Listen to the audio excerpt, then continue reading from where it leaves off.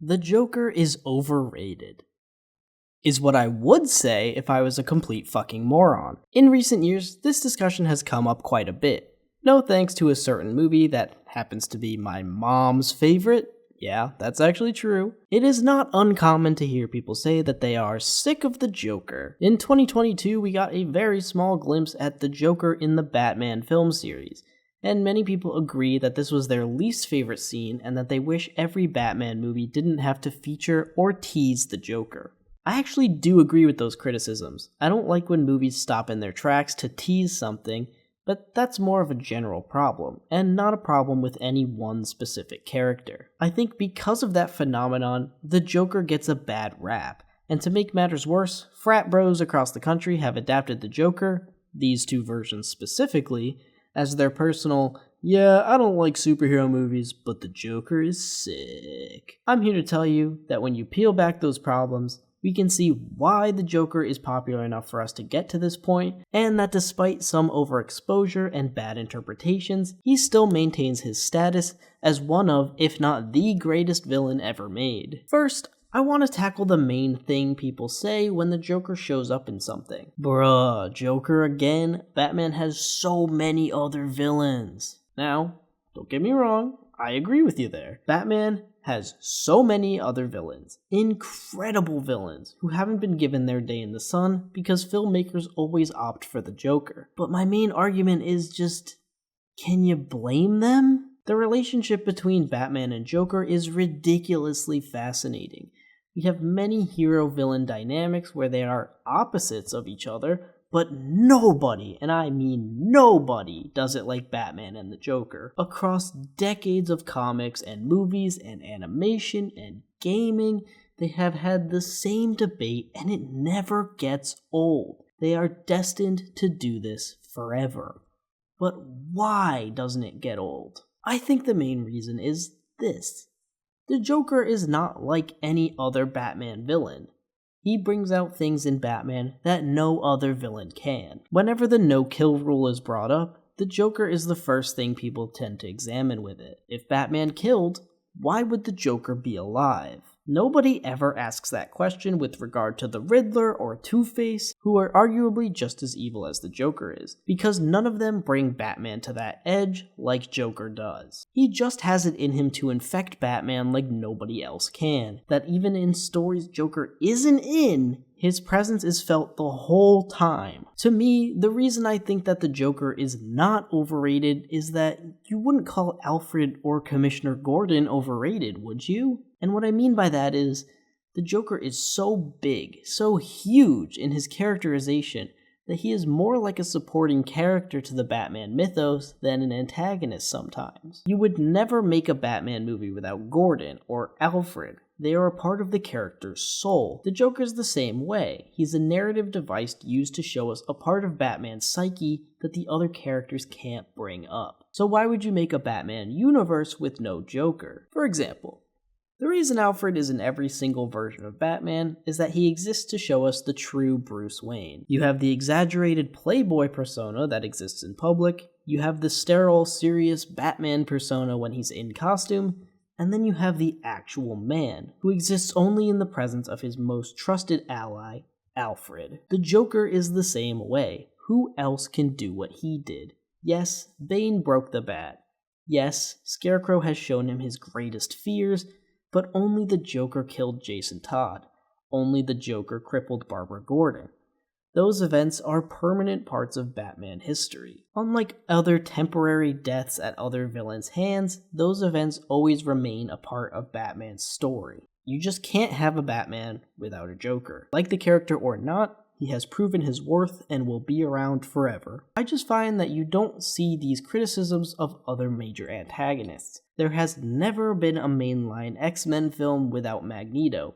He is simply too big of a character, too important to the very identity of the X-Men. But you don't really hear people going around saying, I wish for once there would be no Magneto, because Magneto is fucking cool. But whether or not it makes sense or not, the point remains that some people are tired of the Joker. And I think that's fair. But being tired of the character and thinking the character is overrated are two different beasts. So let's explore what happened.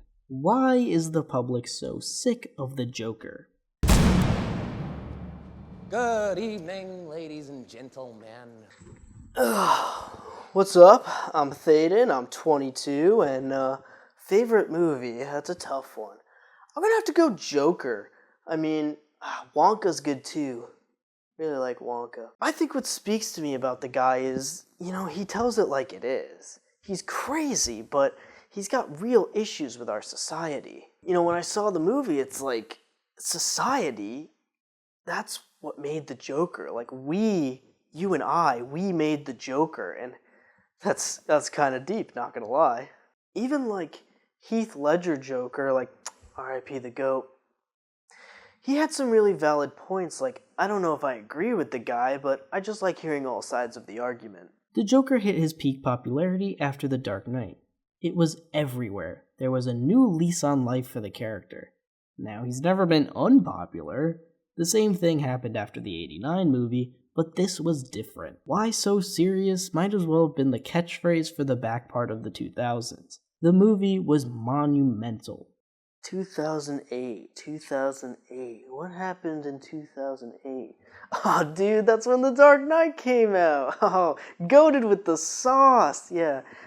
Man, what the fuck else happened in 2008?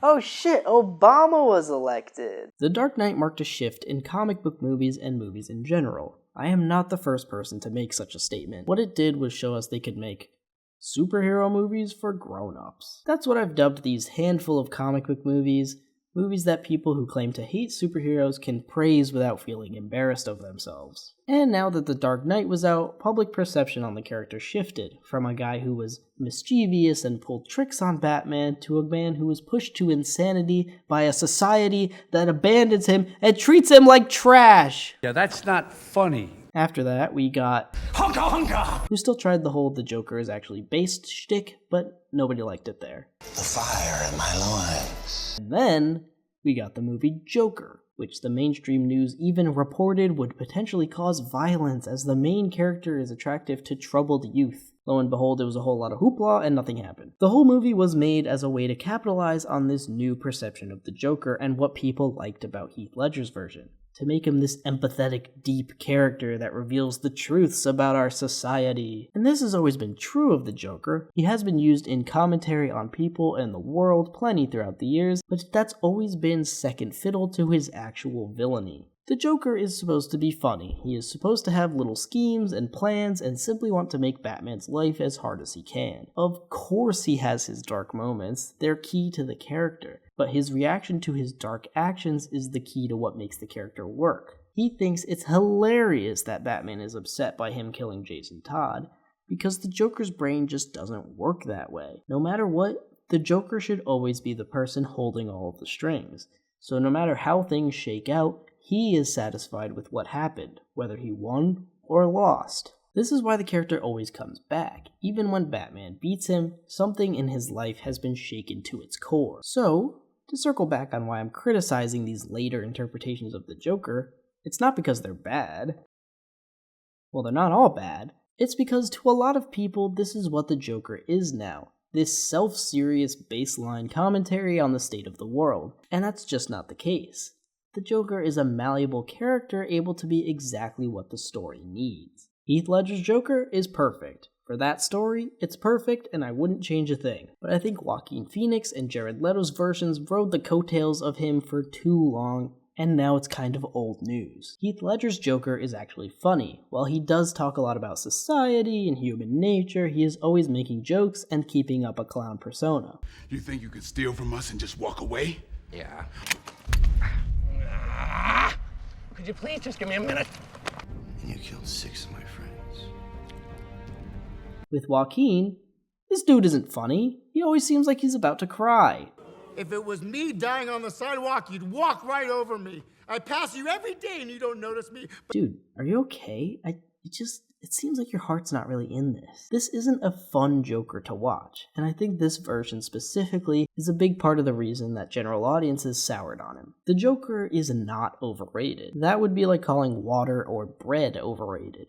but he needs to be different enough that when you see him, it's always interesting. The definitive version for me is still the Arkham series Joker, a character who is sadistic and brilliant and genuinely funny, the perfect foil for Batman. And even though we don't know his past, we come to understand his insecurities and the things he fears the most. In the finale of Arkham Knight, Batman, after spending the whole story attempting to rid his mind of Jokeritis, is able to finally beat him when he understands that the Joker only holds power over his life because he can't forget about him. In a brilliant sequence that understands the character perfectly, Batman preys on the Joker's one fear, the fear of being forgotten, and for the first time, he truly beats the Joker. This is the kind of deep and thoughtful commentary you can use the character for without just showing us how hard the Joker's life used to be. It's all about the way you use the Joker. Keeping it fresh is essential to making characters constantly appealing.